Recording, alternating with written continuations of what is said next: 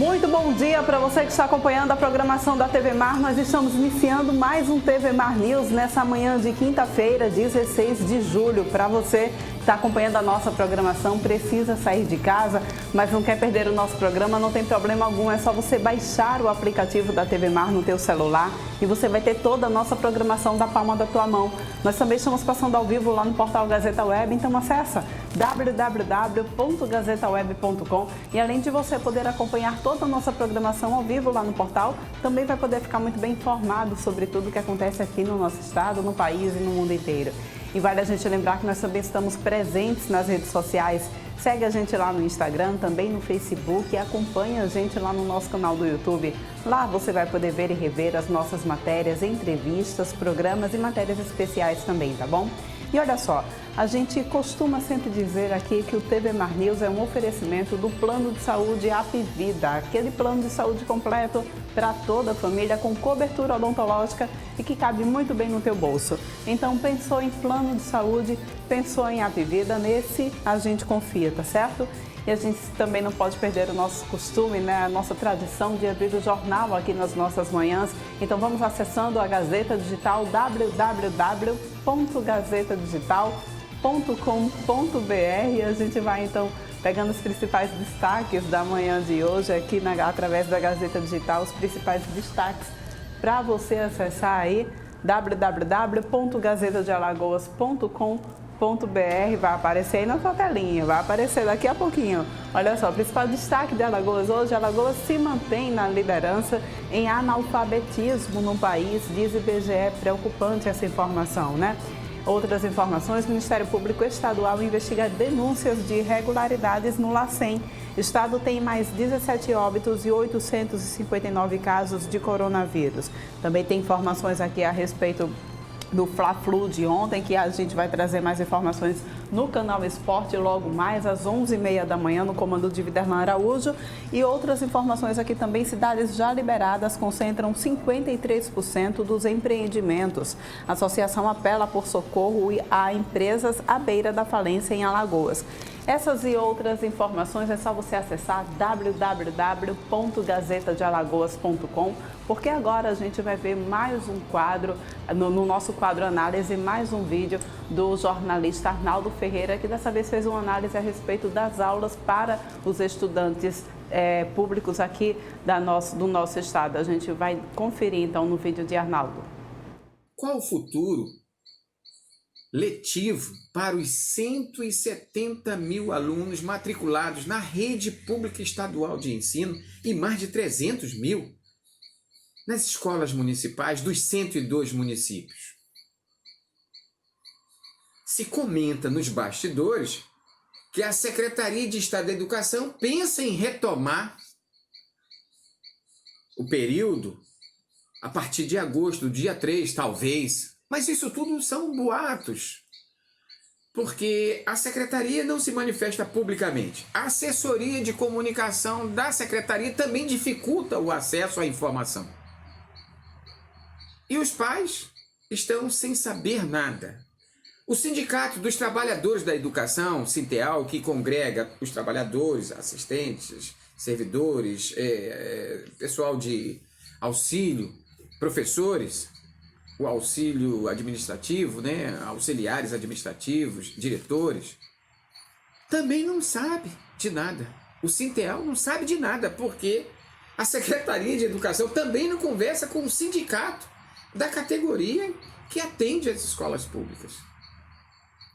Mas o que esperar de um país que não tem ministro da Educação e que a Secretaria de Educação se acha no direito de não dar explicação sobre o futuro das nossas crianças e adolescentes? Como fica? Que educação é essa? Não é só eu que faço essa pergunta, não. São os pais dos 170 mil alunos matriculados e dos mais de 300 mil matriculados nas escolas municipais. As prefeituras também esperam uma definição.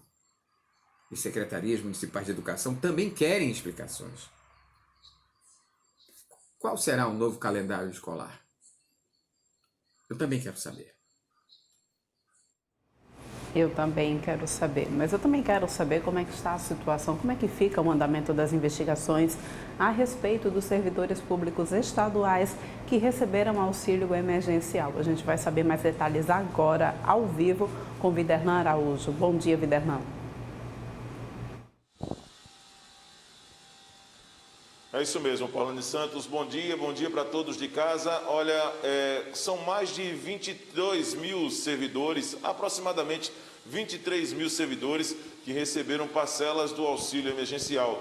Isso de uma maneira irregular, não é de acordo com a lei, e o Ministério Público de Contas tem atuado também com a Controladoria Geral da União para poder tentar fazer com que esse dinheiro possa ser devolvido aos cofres públicos. O detalhe é que esse trabalho, somente aqui em Alagoas, ele nos assusta pelo número de pessoas envolvidas. Proporcionalmente, Alagoas tem mais servidores que receberam de maneira irregular esse benefício do que o estado de São Paulo, para ser mais preciso. Nós vamos conversar muito mais a respeito desse assunto com o Gustavo Santos, ele que é procurador-geral do Ministério Público de Contas aqui em Alagoas, e explica. Doutor Gustavo, muito obrigado, inclusive, por nos receber. São quase 23 mil servidores aqui em Alagoas que receberam essas parcelas do auxílio emergencial de maneira irregular, não é isso? Bom dia. Bom dia, é um prazer estar aqui, é um prazer prestar contas do nosso trabalho. Perfeito, até agora foram quase 23 mil, mas ainda faltam 33 municípios mandarem a folha e alguns órgãos estaduais ainda mandar. Então, eu dando um chute aqui, sem muita certeza, mas eu diria que vai superar a casa dos 25 mil servidores públicos alagoanos recebendo indevidamente o benefício emergencial. Proporcionalmente, Alagoas traz números que assustam em relação a estados que têm uma população até 4 vezes maior do que a nossa, do que, por exemplo, o estado de São Paulo, Gustavo? Na Prefeitura de São Paulo foi feito esse trabalho e foram descobertos 3.300 servidores. Aqui no estado de Alagoas, apenas 3 municípios do interior chegam perto à maior prefeitura do Brasil. E, por exemplo, eu posso citar o exemplo do estado do Paraná. O estado do Paraná tem aproximadamente 11, 12 milhões de habitantes e lá o total de pessoas que receberam indevidamente chegou na casa dos 15 mil. Ou seja, Alagoas com 3 milhões e 300 mil habitantes aproximadamente já está na casa de 23 mil, podendo chegar aí a 25, 27 mil pessoas que receberam indevidamente. Agora, explica para a gente, para o nosso telespectador, como funciona exatamente essas investigações, como se chegou a esse número de quase 23 mil servidores beneficiados de forma irregular com auxílio emergencial, doutor? Não, tudo começou, isso é bom explicar, inclusive a parceria nossa com a CGU, tudo começou quando a CGU fez um teste com base na transparência do Estado.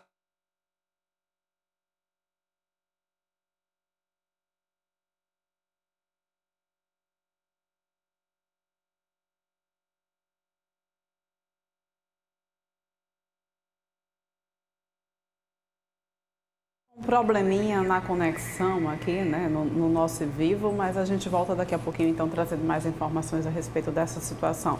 Porque agora a gente vai falar sobre um caso nacional que ganhou uma repercussão muito grande e que a gente começa também a levantar aqui uma bandeira vermelha, né, acende a luzinha vermelha aqui para o estado de Alagoas. É a questão do estudante de veterinária que foi picado por uma cobra naja lá no Distrito Federal. Aqui em Alagoas nós também já temos muitos casos, desde o início do ano, mais de 100 casos de pessoas picadas por cobras venenosas. A gente vai ver agora no material de Fernando Palmeira. Depois de um acidente, uma picada de uma cobra venenosa, uma naja, do estudante de medicina veterinária Pedro Henrique Krambeck, lá no Distrito Federal, repercussão internacional. E aqui a gente vai saber como é o tratamento daqueles que, ou no campo ou mesmo na cidade, sofrem uma picada de um animal peçonhento, uma cobra, por exemplo. Vamos conversar aqui com a doutora Luciana, que é aqui do Hospital Elvio Alto, Hospital de Doenças Tropicais, e ela nos fala sobre como é a preocupação em atendimento e salvar as vítimas desse tipo de acidente. Felizmente no Brasil nós não temos naja. Naja é uma serpente das mais venenosas que existe no mundo. E, graças a Deus, a gente não tem esse tipo de serpente aqui. Claro que isso foi adquirido pelo estudante, não sabemos como, mas o fato é que a gente não tem em Alagoas muito menos.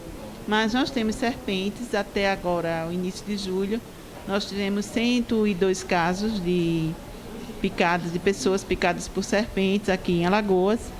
A serpente mais comum que faz esse tipo de acidente é a serpente que a gente chama jararaca, seguido da cascavel e depois da coral. Nessa sequência, né, de frequência, primeiro o jararaca, sem sombra de dúvidas, a mais comum.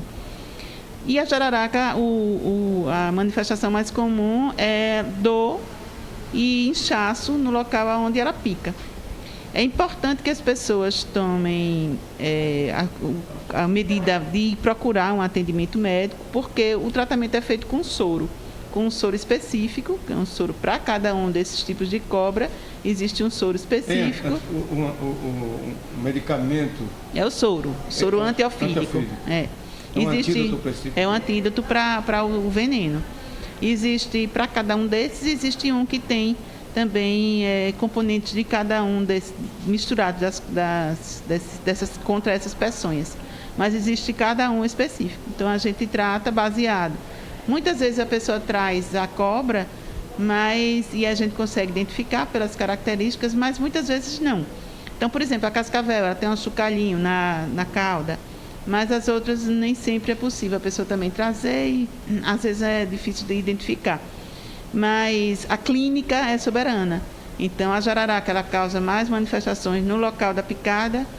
A cascavel, ela causa mais alteração neurológica, a pessoa fica vendo duas imagens, pode cair a pálpebra. Então, tem algumas alterações neurológicas e renais. E a coral, das três, é a mais grave, a que pode causar um empeçonhamento mais sério, porque pode ter alteração na coagulação, alteração renal também. Então, de todas as três, a que causa mais gravidade é a coral. Verde, ela é inofensiva, né? A cobra verde, ela não tem peçonha, não tem peçonha venenosa. Então, a gente atende muitas pessoas picadas por cobras que não são peçonhentas. A verde, a jiboia, todo mundo fala da jiboia, que é uma cobra grande, uma cobra que mete medo, né, causa medo, mas ela não é venenosa. Então, uma diferença com a jararaca, às vezes elas podem se assemelhar. Então, é comum também a gente atender. Das aranhas aqui, como é que também tem algumas que são peçonhentas? O quê? Aranhas? Sim, tem umas aranhas que são peçonhentas, existe também um tratamento específico para aranha, existe um soro. É aquela aranha escura, né, que é pretinha, que acontece às vezes também. A aranha, ela não ataca ninguém, né? Assim como as cobras, elas são atacadas pelos seres humanos. Mas quando a gente está passando por algum local, que é muito comum acontecer na região da mata, então as pessoas são vítimas. O tempo para o atendimento e a disposição desses medicamentos estão sempre em cada hospital ou posto de saúde? Temos esse tipo de medicamento? O tempo ideal é, quanto mais precoce o atendimento, melhor o prognóstico, né? Então as complicações são menores. O ideal é que as pessoas sejam atendidas em menos de 3 horas, em menos de 6 horas. Não, os soros, eles não são disponíveis em todo local. Tem alguns locais aqui no Rio Alto, em Maceió, é o local onde tem o soro antiofídico. Mas existe no interior também. Existe em Santana do Ipanema, existe em Arapiraca, em Palmeira dos Índios. Então, tem algumas regiões que centralizam... Os centros regionais, né? Esse tipo de medicamento, que é preciso que a pessoa realmente tome para que seja eficaz e fique curada. Qual desses animais que é picada pode levar à morte? A mais comum é a a mais comum é a coral, e tem uma cobra chamada surucucu, que ela também pode causar uma manifestação grave, com sangramento. Então, é também importante que as pessoas... Mas não é tão comum no nosso meio. Pode acontecer, a gente já tem casos, mas não é tão comum. Nós não temos uma mortalidade alta, porque as pessoas, imediatamente, quando são picadas, elas procuram algum tipo de atendimento e são encaminhadas para aqui ou para um local onde existe tratamento. Doutora Luciana Pacheco, agora fique à vontade pela TV Mar para orientar a comunidade, tanto com relação a escorpião, como aranhas venenosas, serpentes também na cidade e até o pessoal do interior. É importante que as pessoas não coloquem nenhuma substância no local da picada. É comum, são práticas antigas, que as pessoas usam fumo, por exemplo, para colocar ali no local, às vezes tocam fogo no fumo, e isso causa uma lesão maior naquele ponto onde a cobra picou. Então, isso não é uma conduta adequada, nem fazer torniquete, amarrar o membro, pensando que vai cortar o veneno, como se acha, também não é ideal.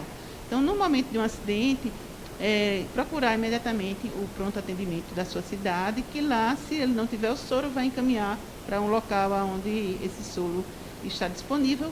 Existem algumas regiões, como eu falei, e aqui em Maceió, o Hospital Escola Elvio Alto. A limpeza no ambiente de casa, no sítio, na fazenda, na chácara, aqui também na cidade, é bom estar sempre de olho e fazer a limpeza para evitar o acúmulo de sujeiras que atrai muito esse tipo de animal peçonhento, principalmente cobras, que pode trazer graves consequências para a sua saúde e da sua família.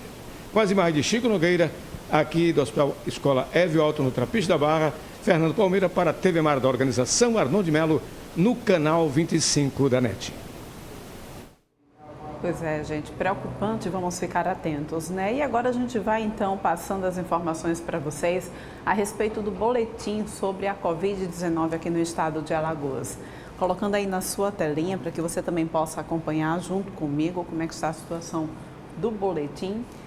A gente tem atualizado aqui com a data de hoje, né? Desde o início da pandemia aqui no estado de Alagoas, 47.864 pessoas foram infectadas com o novo coronavírus oficialmente.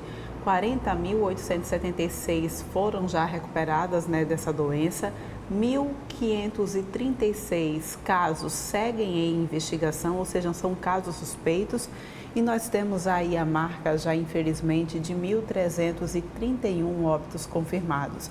A gente passa para a próxima imagem e mostra para vocês, então, como é que está a ocupação dos leitos aqui no nosso estado. 65% de ocupação já dos leitos para quadros de UTI, 32% de ocupação para quadros clínicos e 29% de ocupação nas UPAs aqui do nosso estado por conta da Covid-19. Mostrando para vocês, então, o boletim a nível nacional também, para que vocês possam ficar informados também de como é que está a situação aqui no nosso país, atualizado ainda também com a data de hoje. Já são 1.966.748 casos confirmados em todo o país e 75.366 mortes por conta do coronavírus. Com menos de 5 meses da doença no Brasil, já estamos perto de atingir os 2 milhões de casos confirmados.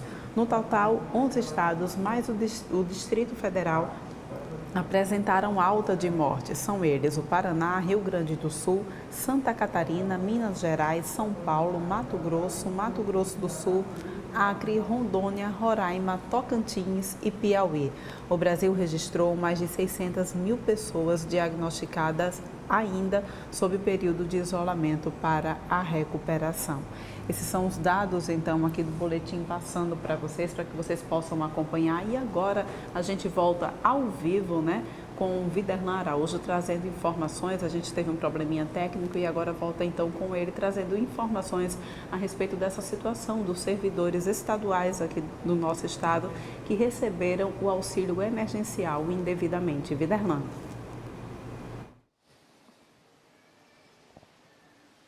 É isso mesmo, Paulane Santos de volta aqui ao lado do Gustavo Santos, Procurador-Geral do Ministério Público de Contas de Alagoas, já que aqui no nosso estado aproximadamente 23 mil servidores, eles se beneficiaram dessas parcelas do auxílio emergencial.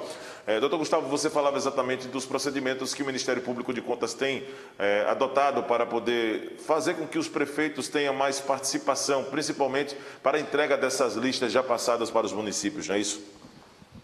Pois é, a atuação do prefeito ele vai ser fundamental para o devido ressarcimento dos cofres do governo federal, porque ela é a autoridade que está mais próxima ao servidor. Então a gente está orientando os servidores, estamos enviando um ofício conjunto do Ministério Público de Contas e da CGU, orientando os senhores prefeitos a formarem um procedimento de cada servidor que recebeu irregularmente e chame o servidor e recomende ao servidor que devolva o valor recebido indevidamente.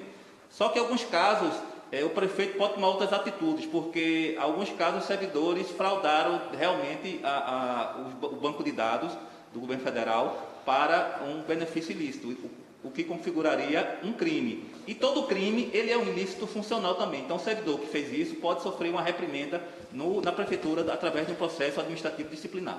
Pela lei, o município, através da gestão executiva, pode reter o dinheiro deste servidor por conta e repassar exatamente isso para os cofres públicos como medida de segurança? Não, isso não é possível. Não é possível. Para reter o salário do servidor, tem que ter autorização do servidor. E a guia de recolhimento da União, a GRU, não permite esse procedimento. O servidor vai ter de devolver por vontade própria. É um dever cívico dele. Porque se ele não devolver, ele pode sofrer sanções. Pode ser cobrado na Justiça Federal, pode ser investigado pela Polícia Federal e pode ser processado também pelo Ministério Público Federal. Essa manifestação dos prefeitos, volta a bater nesta tecla, essa manifestação dos prefeitos é uma situação obrigatória, caso o prefeito ele não vá de acordo com aquilo que está sendo recomendado por vocês do Ministério Público de Contas e da Controladoria Geral da União. Que tipo de sanções ele pode sofrer? Veja, é uma recomendação, ela não é obrigatória no sentido técnico, mas o prefeito está diante de uma ilegalidade e ele é um agente público. Todo agente público que está diante de uma ilegalidade tem que tomar providências, sob pena de prevaricação. Então, o que a gente orienta é que o prefeito abra um procedimento para cada servidor, analise cada caso concreto. Se o servidor recebeu sem fraudar nada, basta devolver que ele não será punido de outra forma. E essa documentação, que vai ficar no poder da Prefeitura, pode ser objeto de fiscalização posterior da Controladoria Geral da União, do Ministério Público Estadual, do Tribunal de Contas da União, da Polícia Federal, de todos os órgãos de controle, para saber se os valores devidos, repassados indevidamente aos servidores, retornaram aos cofres públicos. Existem casos de estelionato que os próprios servidores cometeram para poder ter esse recurso, essa verba do auxílio emergencial de maneira ilícita, como, por exemplo, até negar o posto de servidor público para poder receber? Infelizmente, os casos de estelionato são grandes, são muitos. Estelionato é justamente a conduta de você iludir alguma pessoa com o fim de obter uma vantagem indevida. E é o caso, é um estelionato.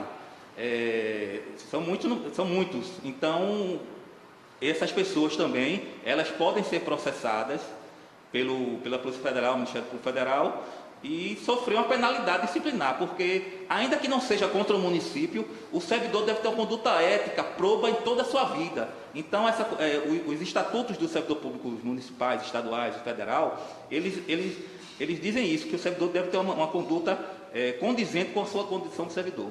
Existe hoje números, a Controladoria Geral da União e o Ministério Público de Contas já tem posse de números específicos de cada município aqui de Alagoas, em que tem servidores que atuaram de maneira ilícita nesse auxílio emergencial? Temos números de 69 municípios que já foram informados aos prefeitos, essa listagem, para essas medidas, e eu já estou de posse de mais 8 ou 10 municípios que hoje mesmo eu vou oficiar para pedir esses encaminhamentos. O número de ontem era 22.900 e pouco, 23 mil arredondando, e o de hoje, certamente a gente vai passar dos 26, 27 mil servidores indevidamente. Maceió é o município com mais pessoas, mais servidores que atuaram desta forma aqui? Maceió, por ser a capital, tem um pouco, é o campeão. Mas tem município bem menor que chega quase a Maceió. É prematuro falar que dentro dessa brecha que foi apresentada para que servidores recebessem, que não é de acordo com a lei, um esquema pudesse ter acontecido nesses municípios, doutor? Veja, é prematuro, mas é possível. As autoridades federais, principalmente a Polícia Federal, têm meios de saber, através de vários cruzamentos, de várias pesquisas, de saber se houve a formação de uma quadrilha aí, em alguns casos. Mas a gente não está partindo desse pressuposto. Certo. O que nos interessa no momento é que esse importante programa do governo federal seja restituído para que pessoas que tenham efetivamente direito venham a receber o benefício. Gostaria que, para poder a gente, até para fechar exatamente esse link ao vivo com o programa TV Mais News, se o senhor deixasse exatamente sua mensagem para esse servidor que se prevaleceu de maneira ilícita desse recurso, desse auxílio emergencial que poderia ser destinado para tantas outras famílias que precisam exatamente no país, e deixasse esse recado para todos eles e para os prefeitos, que têm um papel importante, mais do que nunca neste exato momento. Muito importante a oportunidade e servidor, colega servidor, que eu sou servidor público também, se antecipe aos órgãos de fiscalização, aos órgãos de persecução criminal, efetue o pagamento, vão na página do Ministério da Cidadania, preencham a guia e recolham os valores recebidos indevidamente.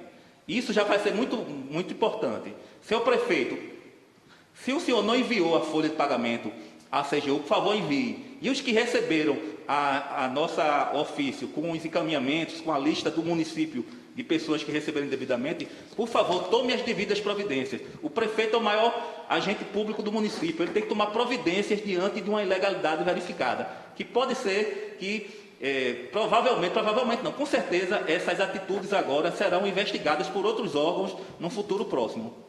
Ações que o Ministério Público de Contas de Alagoas tem adotado em parceria com a Controladoria Geral da União. Os outros estados também têm se mobilizado, mas aqui em Alagoas o que é certo é que até ontem pelo menos 23 mil servidores se prevaleceram de forma ilícita dessa verba do auxílio emergencial, muitos deles até cometendo outros tipos de crime, além desse, que é o uso da propriedade de verba federal de forma ilícita, mas também um outro procedimento, que é a questão exatamente da falsidade de informações, onde se coloca estelionato no procedimento de investigação e de acusação na abertura de um processo para esses servidores, né? Quando o servidor nega o posto que ocupa para poder ter direito ao benefício. Brechas estabelecidas por um momento em que existia muita incerteza, muita gente não sabia naquela oportunidade como proceder, e aquela distribuição desse auxílio emergencial para poder ajudar as famílias que mais necessitam, acabou também chegando na mesa dos que menos precisam ou daqueles que poderiam segurar um pouquinho mais, sem a necessidade de cometer crimes ou ir de encontro ao que está preconizado na lei. Eu estou ao lado do repórter cinematográfico Francisco Nogueira, pelas ruas da capital alagoana. Daqui a pouco nós vamos voltar ainda hoje, nesta edição do TV Mais News, com outras informações. É com você. Muito obrigada, Viderlan, pelas suas informações. E a gente vai agora para um rápido intervalo, mas volta daqui a pouquinho. Não sai daí, tá?